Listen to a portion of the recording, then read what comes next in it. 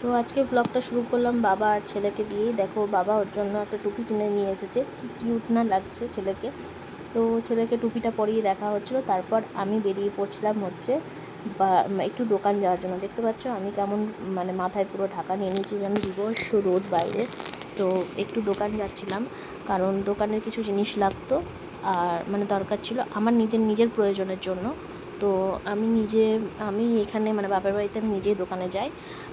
তো আমি ছোটোর থেকে এটা আমার ভালো লাগে, দোকান যেতে, একটু জিনিসপত্র আনতে। এটা কিছু নিজের পার্সোনাল কিছু মানে খাবার ইচ্ছে হলো, নিজে নিয়ে এলাম, খেলাম, এরকম মানে আমার টুকুর মুখটা চলতে হবে, এরকম একটা ব্যাপার আছে ছোটোর থেকেই।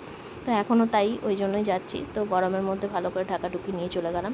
কিন্তু দোকানে গিয়ে ফাইনালি আমাদের দোকানেও আছে ব্যাট, কিন্তু এই ব্যাট বল আমাদের দোকানে একটু ভারী, যে কারণে একটু ছেলের জন্য আমি হালকা খুঁজছিলাম। তো দেখলাম ওই দাদাটার দোকানে আছে, অনেক দিন ধরে দেখেছি। তো আমি বললাম হালকা হবে কিনা দেখি আগে, তবেই নেবো। তো ছেলের জন্য ব্যাট বল নিয়ে এসেছি, যদিও ছেলে এখন বুঝে না ওই সব, কিন্তু তবুও একটা ইচ্ছে হয় না ছেলেকে কিছু খেলনা কিনে দেবো, এরকম একটা ব্যাপার। তো তার জন্য নিয়ে চলে এলাম। আর আমাদের দোকানে যেটা আছে অনেকটাই ভারী, একটু বড় হবে তখনই পারবে ও, ওই কারণে আমি বাইরের দোকান থেকে কিনলাম। তারপরে দেখো এই যে ছেলের সঙ্গে একটু খেলছিলাম দুপুরবেলা, ছেলেকে খাইয়ে দাইয়ে নিয়েছিলাম, ওর ঘুমানোর আগে একটু খেলাধুলা করে। তো ও খাওয়া হয়ে গেছিলো ওর, তারপরে আমরা খেতে বসে গেছিলাম। তো আমার থালা দেখে নিলে, তো এখানে মা নিয়ে চলে এসেছিলো ছেলেকে। তো মা নিয়ে আসার পর ছেলেকে তারপর দেখো আমি তারপর আর কন্টিনিউ করতে পারিনি, আমরা খেয়ে দিয়ে ঘুমিয়ে পড়েছিলাম। তারপর বিকেলবেলা উঠে পড়েছি। এবারে যাওয়ার ছিল হচ্ছে একটু পুজো দেখতে, বাসন্তী পুজো হচ্ছে আমাদের সামনে আশ্রমে। তো আমাদের বাড়ি থেকে 5 মিনিটের রাস্তা। তো ভেবেছিলাম যে ছেলেকে নিয়ে যাব, কিন্তু এত বীভৎস গরম, যে কারণে আর ছেলেকে নিয়ে যাওয়া হয়ে ওঠেনি। ওর বাবাও বললো যে রেখে দাও বাড়িতে, আমার মাও বললো যে আমার কাছেই থাক, তোরা ঘুরে আয়। তো সে কারণে আমি আর বর যাবো বলে আমি রেডি হয়ে নিচ্ছিলাম। তো চুল টুল বেঁধে নিচ্ছিলাম হালকা করে। আমি সবসময় কিন্তু এরকমভাবেই চুল বাঁধি, আর মেকআপও আমি হালকাই করি। আমি মেকআপের ভিডিওটা তোমাদের সঙ্গে শেয়ার করেছি, আশা করি তোমাদের মেকআপটা দেখে ভালো লাগবে। আর আমি কিছু করি না, আমি যতটা সিম্পল রাখার চেষ্টা করি, সিম্পল থাকি। আমি নিজে সিম্পল, আমি সবসময় সিম্পল থাকারও চেষ্টা করি। ওই অত বেশি উগ্র মেকআপ কোথাও গেলাম তো মানে থুপেই নিলাম, এরকম ব্যাপারটা আমার একদমই পছন্দ নয়।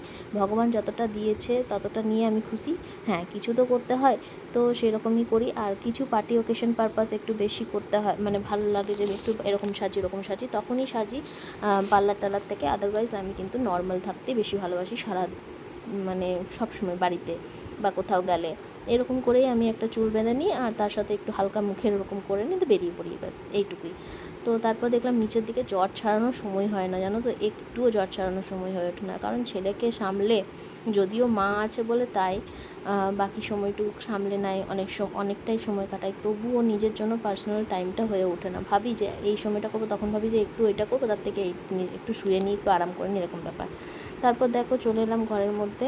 ঘরে এসে আমি আমার ব্যাগ খুঁজছিলাম যে কোথায় রেখেছি। তারপর যাই হোক ফাইনালি পেয়ে গেলাম আমার ব্যাগটা। তো ব্যাগের মধ্যে যা যা দরকার, আমি কিন্তু আমার ব্যাগ না কোনো দিন যদি দেখানোর থাকে, আমি একদিন ভিডিও করবো আমার ব্যাগে কী কী থাকে, যে কটা ব্যাগ আমি ইউজ করি মানে প্রতিদিন আমার লাগে, তো সেই ব্যাগে আমি কী কী রাখি, যত পাবে মানে একটা সংসার আমার ব্যাগের মধ্যে আমি সবসময় নিয়ে রাখি, এরকম ব্যাপার।